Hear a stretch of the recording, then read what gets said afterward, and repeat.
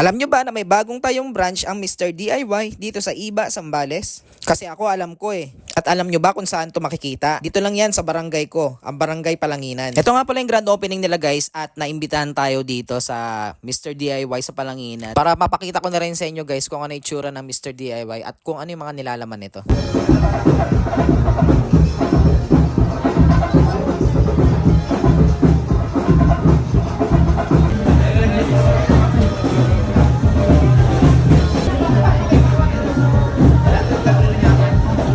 Guys, andito kami ngayon sa Mr. DIY sa Palanginan.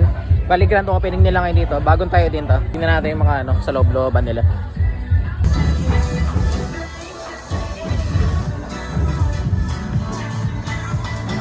Okay guys, nandito kami sa Mr. DIY Palanginan. Bago silang tayo dito eh. Ayun oh.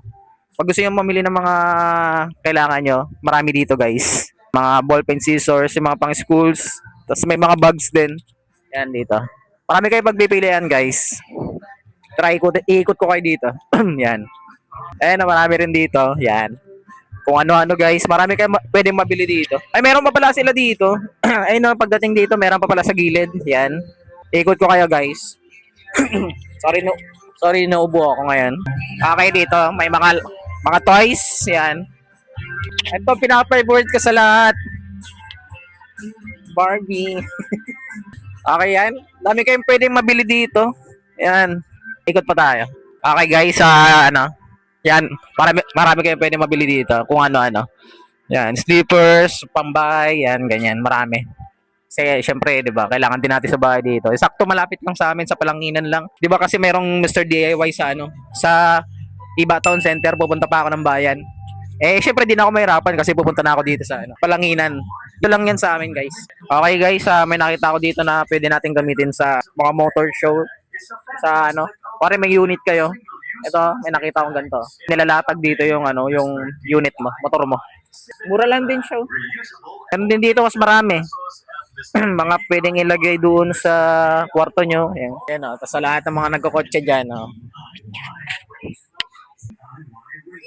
mo ng ganyan. Wala pa kaya. Sa sobrang dami ng pwede mong bilhin guys. Hindi mo alam kung ano yung pwede mong mabili. Coblight yan.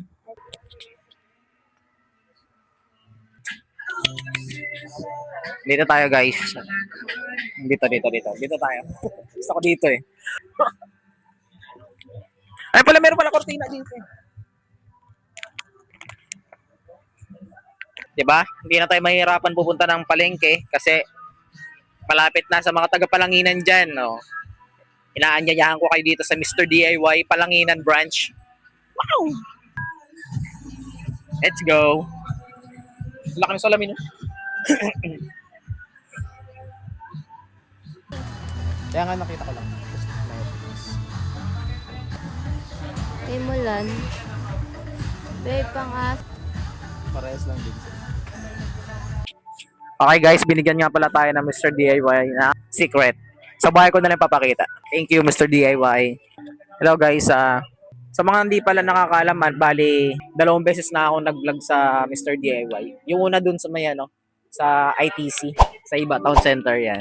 Tapos pangalawa dito kasi may bago silang branch. Ano oras? Hindi ba nakakaya? Okay guys, tayaya tayo sa birthday. Sakto, di pa kami nananangalian. Ngayon pupunta kami dun sa birthday. Sabihin ko sa kanya, bukas na lang ako bibili.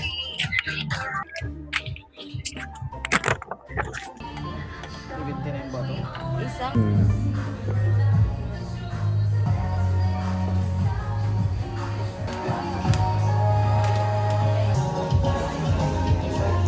Naghanap ako ng case sana sa nagtanong. O paano ba yan? Alam mo na kung saan ka pupunta at bibili. Basta Mr. DIY, always low price.